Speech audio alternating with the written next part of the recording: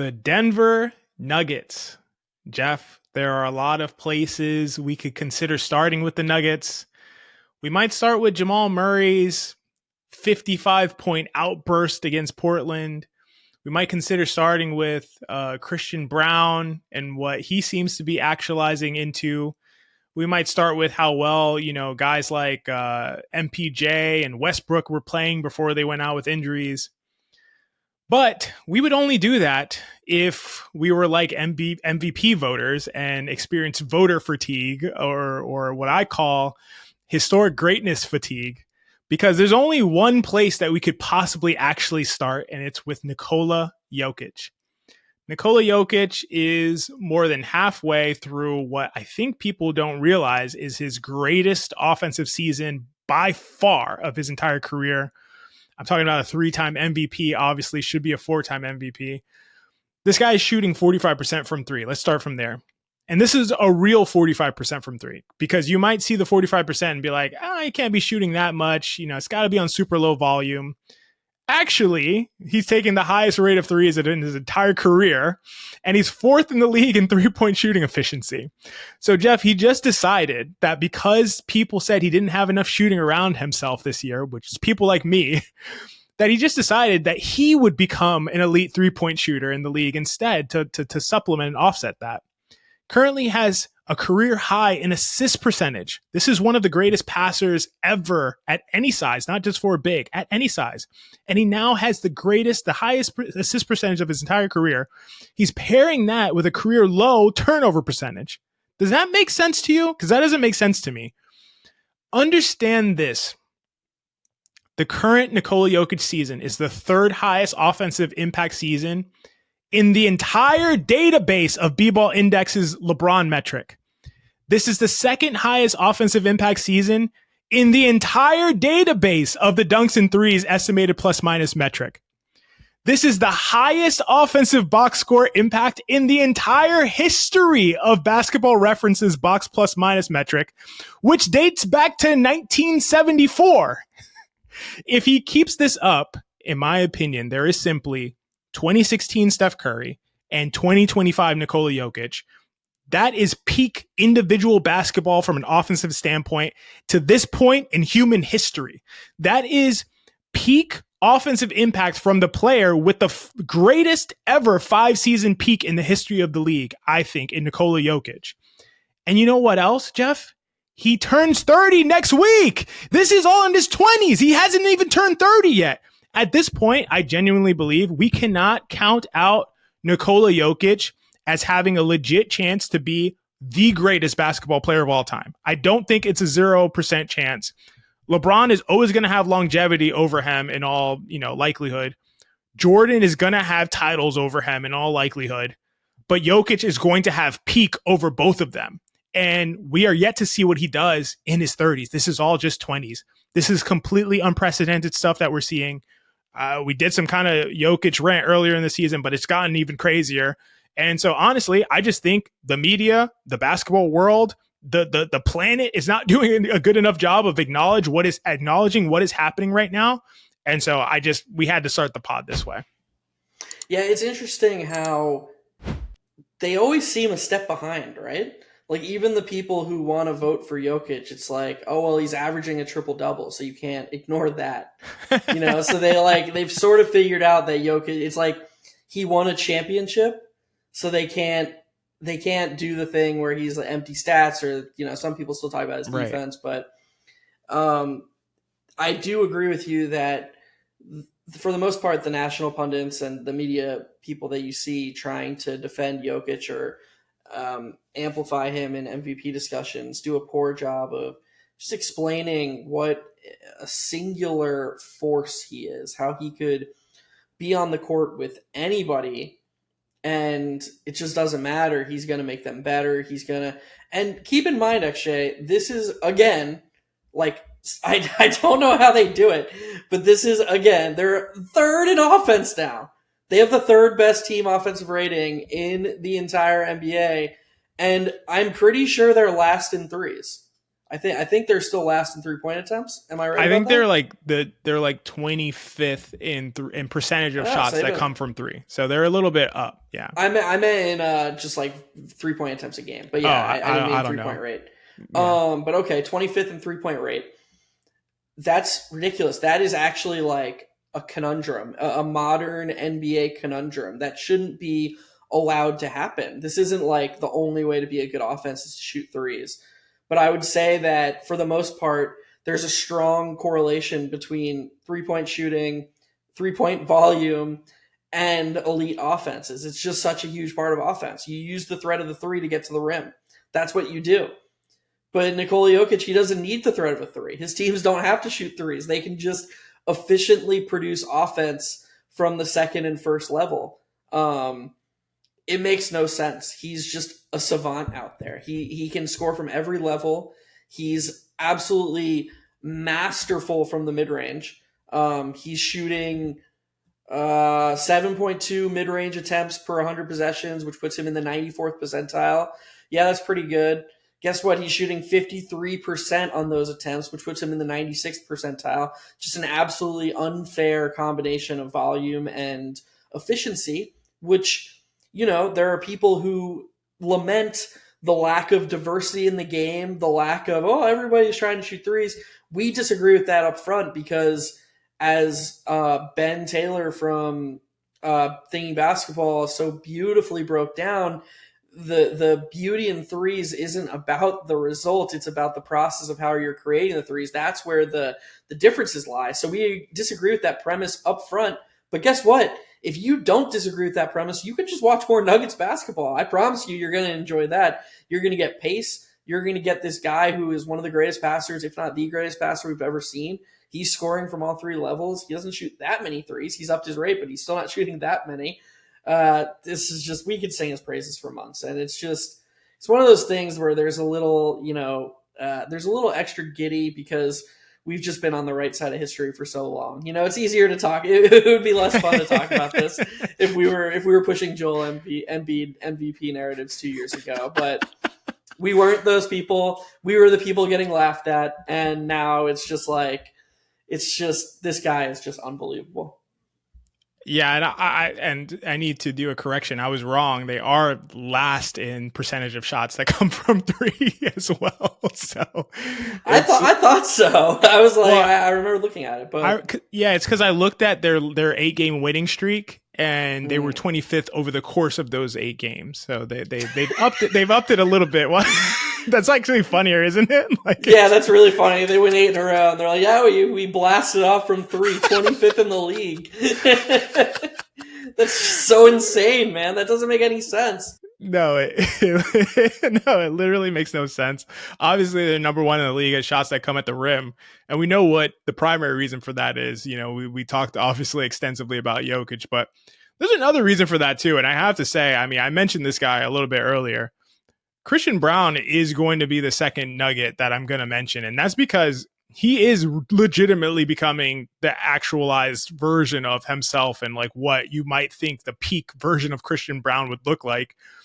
He is playing like a more explosive, better shooting version of Josh Hart, who's, a worse rebounder and passer for sure, but he is cutting and slashing off of Jokic unbelievably well. The guy is shooting now 71% at the rim.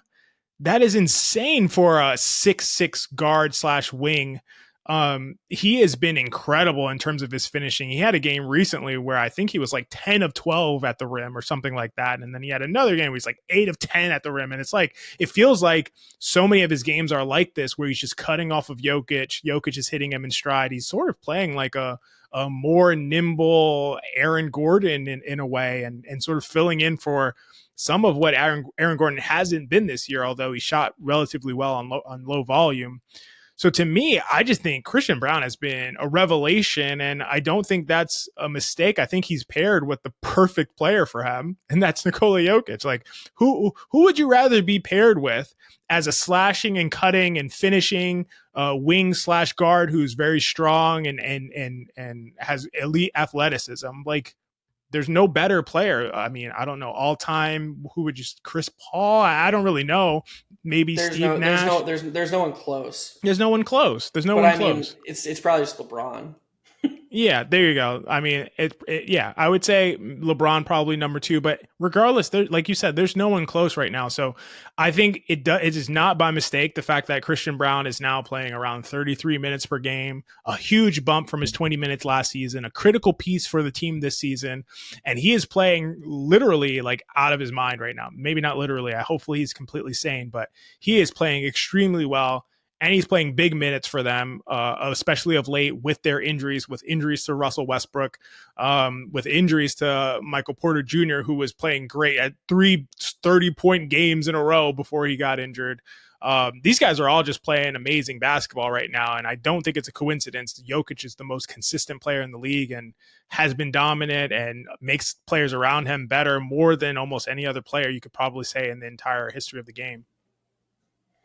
Yeah, it's tough to disconnect these things because Malone has tried more extreme staggering where these bench units ultimately end up being a lot of the starters without Jokic just to try to salvage these non-Jokic minutes, and they just still end up disastrous regardless.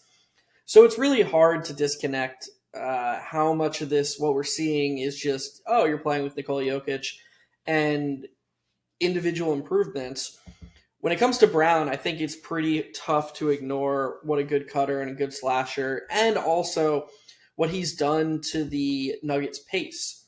I think that when he's on the court, he gives them a fast break option that they don't have. He's wonderful in transition. The other thing I want to say is we've seen just an overall true shooting boost. His true shooting percentage is up to 66% from 56 and 55% the last two seasons. He's a little bit more efficient from three, 37% on higher volume, I should say. I'm counting the volume and the efficiency. I know he shot 38% last year. But he's much more efficient from the free throw line. And if you listen to XJ and I, one of the things we like to talk about is there's a strong connection and correlation between free throw shooting and three-point shooting. I think if you give Christian Braun a consistent 35 to 39% from three on good volume, he just does so many of these other things well that this is going to be a very, very high impact player and the type of guy you want next to Nikola Jokic going forward. Yeah, absolutely. And I also want to say Christian Braun has been playing so much lately that he plays with the bench without Jokic and he plays with Jokic. Like he's out there so many minutes with these injuries. And across the season this year, he's actually spending 80% of his time on the court is with Nikola Jokic.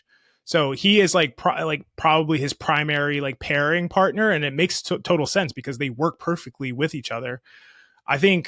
I mean, we definitely have to talk about Jamal Murray and his complete outburst. He's, I think, been a bit up and down this season. And I think some people were worried that he was potentially maybe like washed at some point.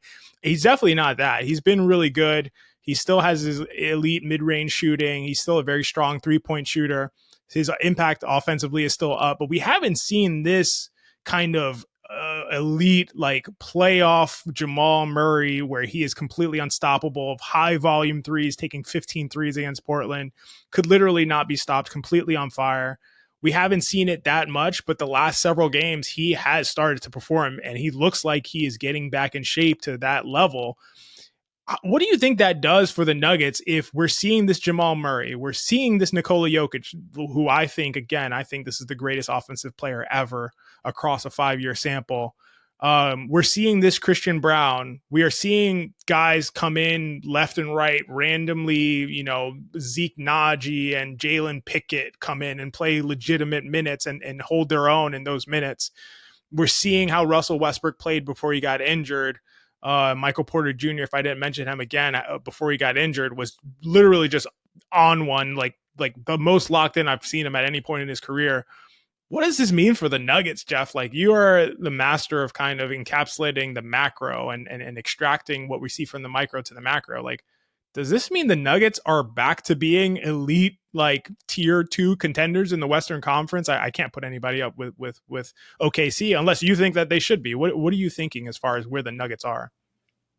I don't think they can be put in the same tier as OKC. I do think they can beat OKC though. I think, which is Nuggets fans are going to listen to that and view that as dismissive. I think that there are a lot of people out there who don't realize just how dominant OKC has been. I mean, this has been per certain metrics, SRS, which is just an adjusted schedule based net rating. They have the highest in NBA history, ahead of the '96 Bulls and 2017 Warriors. Which for those who don't know, the 2017 Warriors was not the 73 win team, but it does have a higher SRS than the 2016 Warriors, which won 73 games. So I don't mean that dismissively to the Nuggets. I actually think the more I think about it, and I flip flop on this a lot, but I'm gonna say something and I'm gonna stick to it.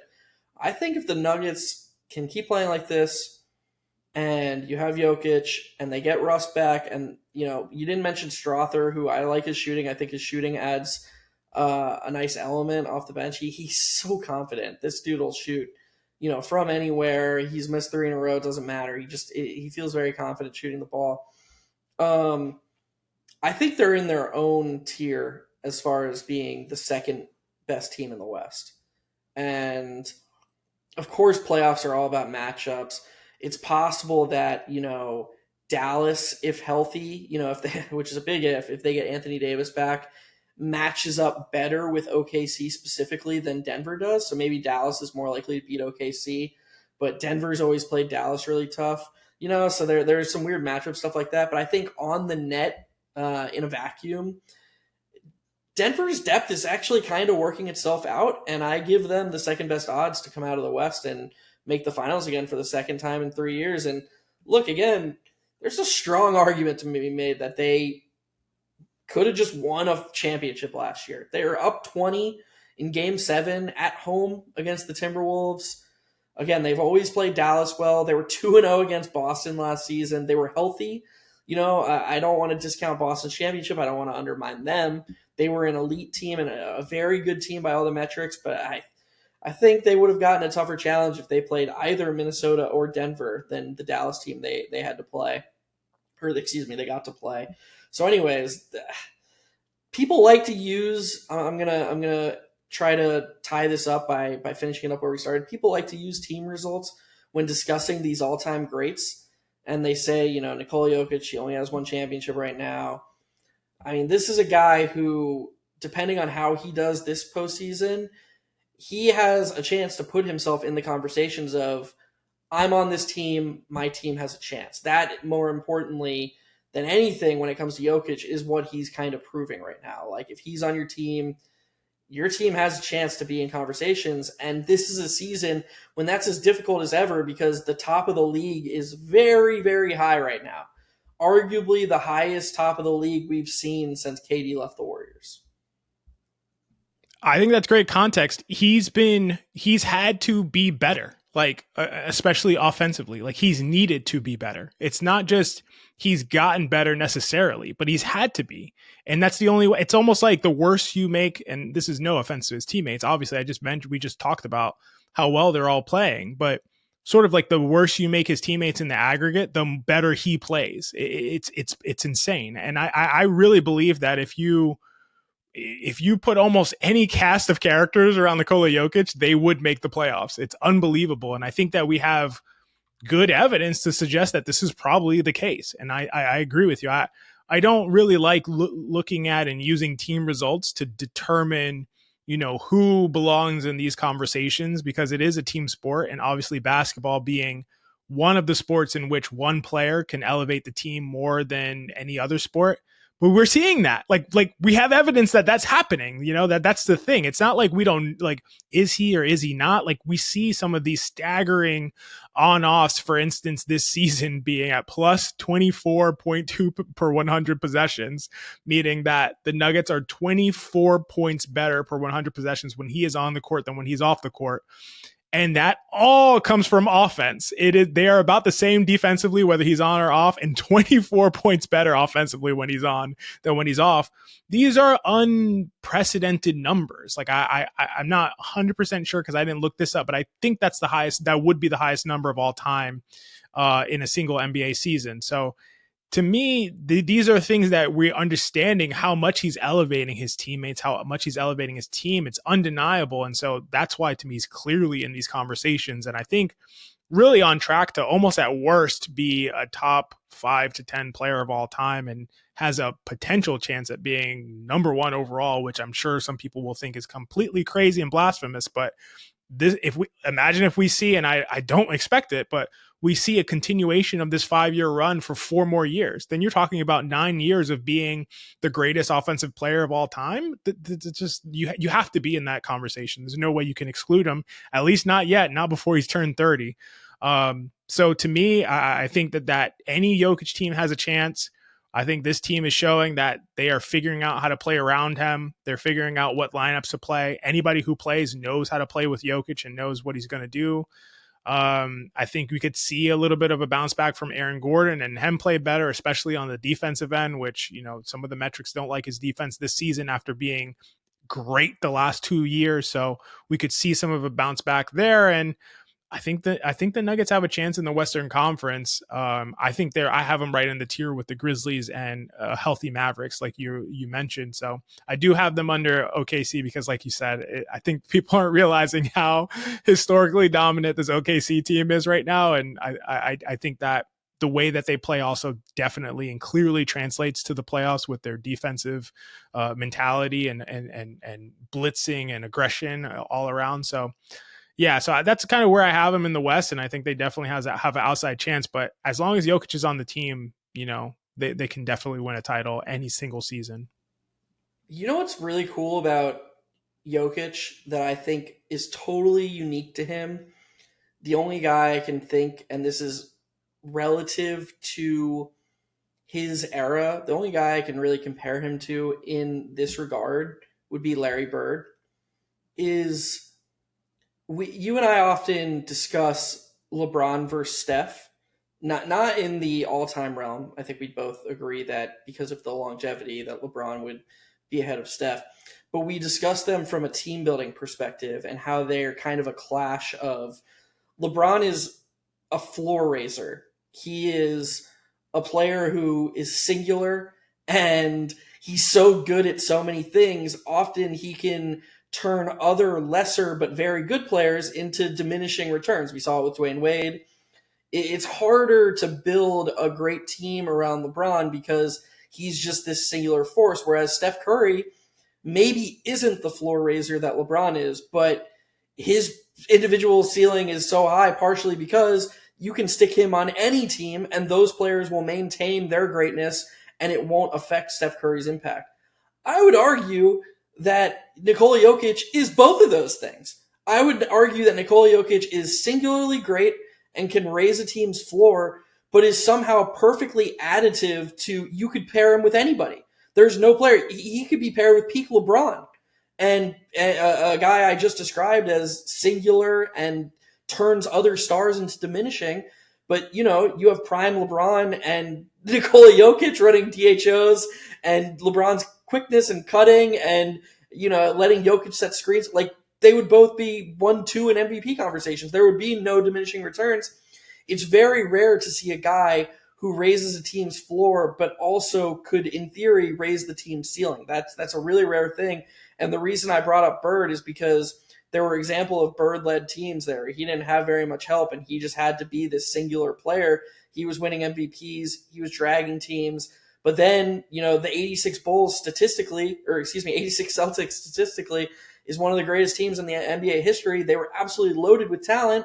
And Bird wins MVP that season too, and he does not stop these other players from filling in to their roles with how the game was played back then. So I think Jokic is in really rare territory in terms of his ability to be flexible to his roster, as strange as that sounds, with how conversations about Jokic are usually had. I love that comparison. I think that's a great summation of the uniqueness that is Nikola Jokic. And I just hope everybody who's watching the NBA right now is appreciating how unique this is, how unprecedented this is, and how unique a player he is, and how great he is. So hopefully you're doing that. If you're a Nuggets fan and you're watching this, or you're just an NBA fan and you're watching this, go ahead and subscribe. We are Hot Hand Theory, and we do content just like this all the time. And yeah, we'll see you next week. And for Geoff, I am XJ, and this has been Hot Hand Theory.